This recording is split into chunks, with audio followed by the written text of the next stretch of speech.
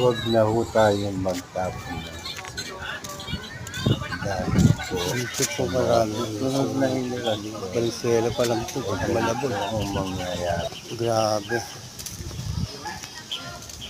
Ito tulay ho to. Na nag-uugnay sa Balisela at Malabon. Grabe, kabilaan po yan. Basura. Talaga hong magbabaha pag ganito.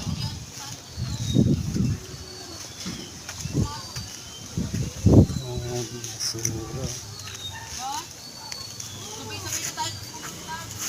Grabe naman yun. Sampay sa tulay.